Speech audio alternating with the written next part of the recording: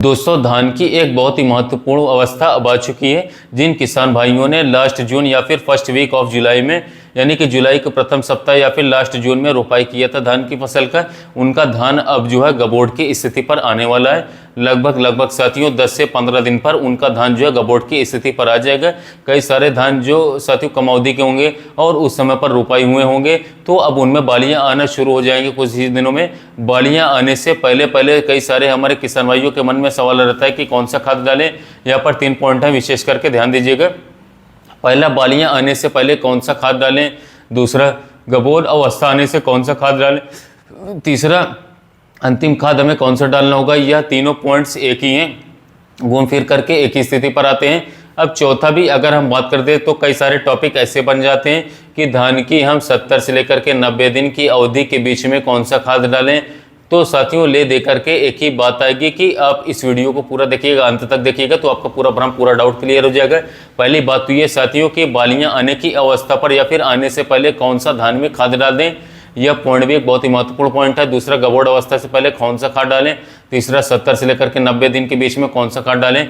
चौथा, अंतिम खाद कौन सा डालें। सभी पॉइंट्स एक हैं। अब इसका हम उत्तर जो है जानना शुरू कर देते हैं। सबसे पहले तो गबोड़ अवस्था से पहले ये सभी बातें एक हैं। गबोड़ अवस्था से पहले दोस्तों अब आपको कौन सा खाद डालना है, और खाद के रूप में 3 खाद साथियों, वो है पहला पोटाश, इसके साथ साथ दूसरा आपका साथियों यूरिया, और तीसरा आपका दोस्तों बोरॉन, पोटाश और यूरिया। 3 ही खाद ऐसे हैं साथियों। इसके अलावा जो भी आप एडिशनल खाद डाल रहे हैं साथियों, वह बेफजूल के खर्चे हो सकते हैं साथियों, फालतू खर्च हो सकता है। अगर आपका पौधा एकदम स्वस्थ है, हरा भरा है, बढ़िया हाइट ले चुका है, बढ़िया कल्ले के फुटाव है, शाखाएं साथियों, तो आप जो है बिल्कुल भी अन्य खाद की ओर न भागे साथियों। इस समय पर आपके धान की फसल को सिर्फ 2 ही खाद की आवश्यकता साथियों, इंपॉर्टेंस है, वो है पोटाश और बोरॉन। पोटाश और बोरॉन की आवश्यकता है साथियों, और लास्ट यूरिया भी आप डाल सकते हैं साथियों, जिससे कि बेहतर उत्पादन, आपको उच्च क्वालिटी का रिजल्ट आपको धान की फसल में देखने को मिलता है। तो 3 खाद आपको डालना है, पोटाश, यूरिया और बोरॉन। इसके साथ साथ साथियों अब इसको 2 प्रकार से आप डाल सकते हैं। 2 प्रकार से कौन कौन से रूप में डालते हैं, एक तो बिखराव करके, दूसरा स्प्रे के फॉर्म में, एक तो दानेदार के फॉर्म में डाल दिए साथियों, दूसरा आप डालें वाटर सॉल्युबल के फॉर्म में। अब स्प्रे के रूप में डालना साथियों, तो भी आपको 2 ही खाद, 3 ही खाद ऐड करना है साथियों। या तो 13-0-45 ले लें, जिसमें 13% नाइट्रोजन और 45% आपको पोटाश देखने को मिलेगा साथियों। या फिर साथियों 0-34 NPK ले लें, जिसमें 52% फास्फोरस और 34% आपको पोटाश देखने को मिलेगा। या फिर साथियों NPK 0050 ले लें, जिसमें 50% पोटाश देखने को मिलता है। अब इसके साथ साथ साथियों 200 ग्राम या फिर 300 ग्राम या फिर 400 ग्राम तक साथियों आप प्रति एकड़ तक बोरॉन की मात्रा मिला सकते हैं। पौधे की अवस्था अनुसार इतनी मात्रा साथियों आप मिला सकते हैं। हाँ, अगर डस्ट फॉर्म में डालें, यानी कि छिड़क करके डालना साथियों, तो आप पोटाश की मात्रा लगभग साथियों 1 किलोग्राम से लेकर के 2 किलोग्राम तक रखें। वह भी परसेंटेज के ऊपर रहता है। 10% वाला लेंगे तो साथियों आपको 3 किलोग्राम लग सकता है। 15% वाला साथियों आप 2 किलोग्राम, और वहीं 2 किलोग्राम साथियों आप 20% वाला भी डाल सकते हैं।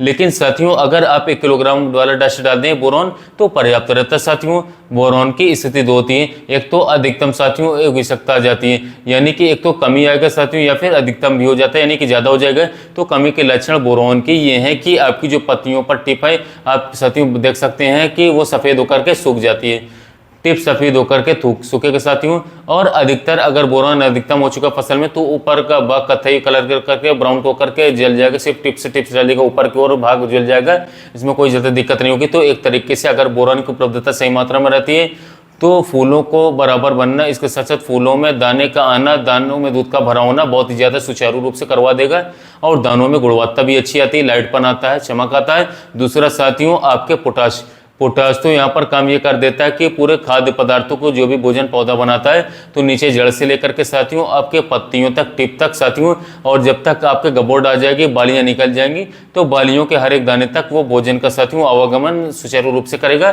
जिससे कि हर एक दाने में दूध का भरा होगा, और आपका दाना जो है साथियों ठोस, मजबूत और चमकदार और वजनदार होगा साथियों। ये पोटाश के काम हो गया। यूरिया इस समय पर क्यों डालते हैं साथियों, तो यूरिया बढ़िया आपको पौधे को लश ग्रीन रखेगा, हरा भरा रखेगा, जिससे क्लोरोफिल की मात्रा बनी रहेगी, क्लोरोफिल बनता रहेगा, और इस समय पर कोई ज्यादा बीमारी ना हो, इसलिए लगभग हल्का आपको यूरिया डाल देना है, इतनी मात्रा में रखना है साथियों। तो मात्रा की बात करूं साथियों, तो 3 खाद हैं साथियों, तीनों की मैं मात्रा एक बार फिर से बोल देता हूं। डस्ट में अगर डालना है यूरिया को, तो 15 किलोग्राम के आसपास पोटाश, इसके अलावा 15 से 20 किलोग्राम आपको इसके आसपास यूरिया लेना होगा, और लगभग साथियों 1 से 2 किलोग्राम 10 फॉर्म में बोरॉन। बस 3 ही खाद लेना है साथियों, इसके अलावा कोई सा भी खाद आपको नहीं लेना है, बेफुजील के खर्च हो जाएगा साथियों अगर डालना चाह रहे हैं तब। नहीं तो कई सारे किसान भाई इस समय पर साथियों डालते भी नहीं है आजकल बहुत ज़्यादा साथियों प्रकोप पर साथियों फंगस जैसी बीमारियां साथियों आ रही हैं आजकल, तो इसको भी कंट्रोल करते करते साथियों किसान भाई थक जाते हैं। तो साथियों अब दूसरा स्प्रे के रूप माध्यम से बात करें, स्प्रे के माध्यम से साथियों NPK 13-045 ले सकते हैं, 0050 ले सकते हैं या फिर 0-34 ले सकते हैं। ये सब 1 किलोग्राम मात्रा है, इसको आप 200 से लेकर के 250 लीटर पानी में मिक्स करके साथियों आप स्प्रे लगा सकते हैं। 200 लीटर पर्याप्त होता है साथियों। अब इसके साथ साथ दोस्तों अब 200 ग्राम लगभग जो है 250 ग्राम तक बोरॉन ले सकते हैं साथियों, तो 200 ग्राम से लेकर 250 ग्राम ले सकते हैं। अब इसके साथ आप सागरिका डाल सकते हैं साथियों, इसके अलावा बायोटा भी ले सकते हैं, इसके अलावा कोई फंजीसाइड डाल सकते हैं लास्ट में, उसे डाल सकते हैं साथियों। इंसेक्टिसाइड अगर डालना चाहते हैं तो उसे भी डाल सकते हैं, कोई दिक्कत की बात नहीं। अब दोस्तों यही स्प्रे का शेड्यूल, और अगर डस्टी में डालना साथियों उसका शेड्यूल, और जो बातें आपको क्लियर हो चुकी है साथियों, और वो कमेंट बॉक्स में जरूर लिखिएगा। अगर वीडियो अच्छा लगा हो तो कमेंट बॉक्स पर जरूर लिखिएगा साथियों। और जो किसान भाई धान की खेती कर रहे हैं उनकी धान फसल जो गड़बड़ अवस्था के आसपास हो चुके हैं तो उन तक वीडियो को शेयर कीजिएगा ताकि उन्हें भी ये महत्वपूर्ण जानकारी मिल सके। साथ ही मिलते हैं नए वीडियो में नए टॉपिक